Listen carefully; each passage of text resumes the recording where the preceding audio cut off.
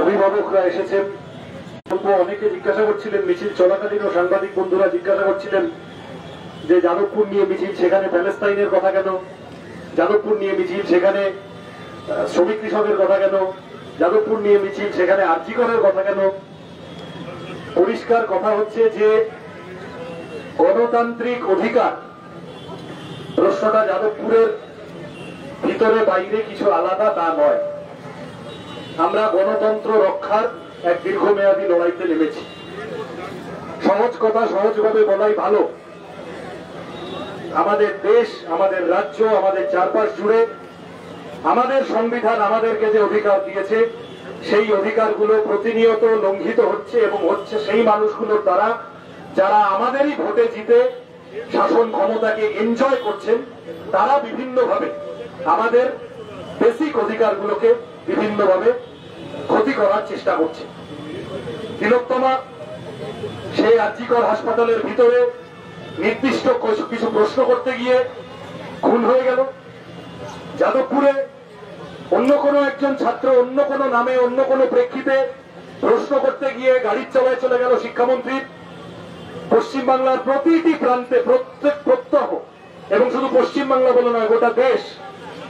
গতকাল মুম্বাইতে একজন স্ট্যান্ড আপ কমেডিয়ান, তিনি দুটো জোক বলেছেন বলে তার উপর যেভাবে একনাথ শিন্ডেপন্থী শিবসেনা এবং বিজেপি, আরএসএস, তাদের গোটা মহারাষ্ট্র সরকার ঝাঁপিয়ে পড়েছে। আমরা অধিকার মিছিলে এই কথাকে ভুলে গিয়ে এই কথাকে বাইরে রাখতে পারি না। কারণ মনে হতে পারে প্যালেস্তাইনের কথা কেন?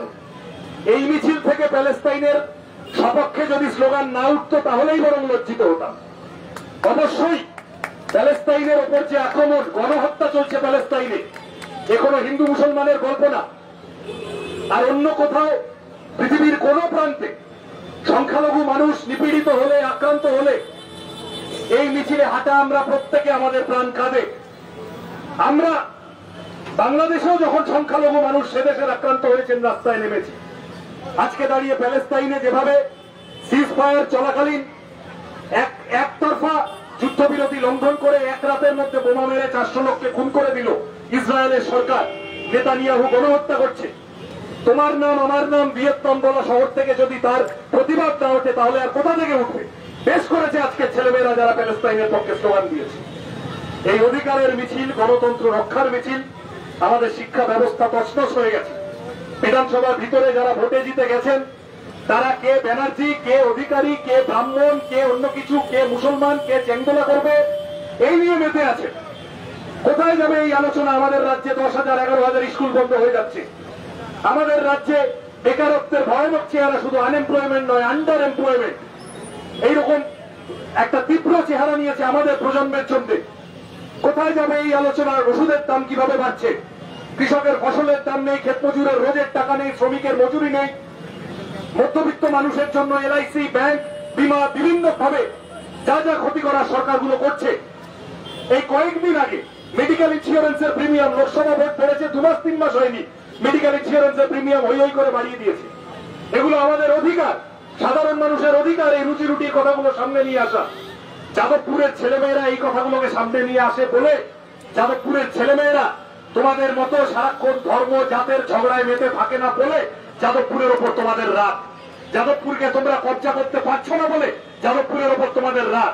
না, যাদবপুরের ছেলেমেয়েরা সারাক্ষণ গাঁজা খায় না। যাদবপুরের ছেলেমেয়েরা সারাক্ষণ যদি কিছু একটা কাজ করে তাহলে সেটা হলো তারা প্রশ্ন করে। যাদবপুরের শিক্ষকরা যাদবপুরের ছেলে মেয়েদের প্রশ্ন করতে শিখিয়েছেন। যাদবপুরের মুক্ত চিন্তার আবহাওয়া যাদবপুরকে প্রশ্ন করতে শিখিয়েছে। এই প্রশ্নকে ডরাও বলে তোমরা গাড়ি চালিয়ে দিচ্ছ যাদবপুরের ছাত্রদের উপরে। এবং এটা আমি কোনো এলিটিস্ট জায়গা থেকে বলছি না।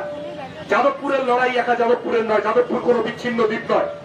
যাদবপুরের মতোই সুরেন্দ্রনাথ, আশুতোষ, বিবেকানন্দ, স্কটিশ চার্চ, বাংলার যে কোনো কলেজের ছেলেমেয়েরা তারা প্রশ্ন করার জন্য মুখিয়ে থাকে, তারা মুখিয়ে থাকতে চায় এই বয়সের ধর্ম প্রশ্ন করা। সেই প্রশ্নের পরিবেশকে সংকুচিত করতে করতে করতে করতে এমন জায়গায় নিয়ে এসেছে।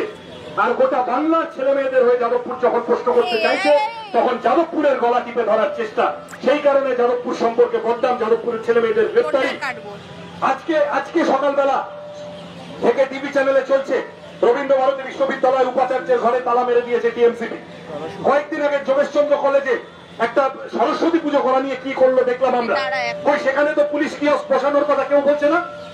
কেন তাহলে যাদবপুরে পুলিশ কিয়স্ক বসানোর কথা? তার কারণ একটাই, ওরা জানে যে ওই জায়গাগুলো কবজা করতে করতে এমন জায়গায় চলে গিয়েছে, ওখানকার ছাত্র ইউনিয়ন গুলো, ওই ক্যাম্পাস গুলো দখলদারি কায়েম করার জায়গা হয়ে গিয়েছে। ওখানে বসে আমরা দুর্নীতি থেকে গুন্ডামি থেকে যা খুশি তাই করতে পারি। তাদের বকরা নিয়ে দুটো মারপিট হলেও অসুবিধা নেই, মোটের উপরে প্রশ্ন করার লোকগুলোকে সাফ করে দেওয়া গেছে, চুপ করিয়ে দেওয়া গেছে। কিন্তু যাদবপুরকে সেটা করা যাচ্ছে না।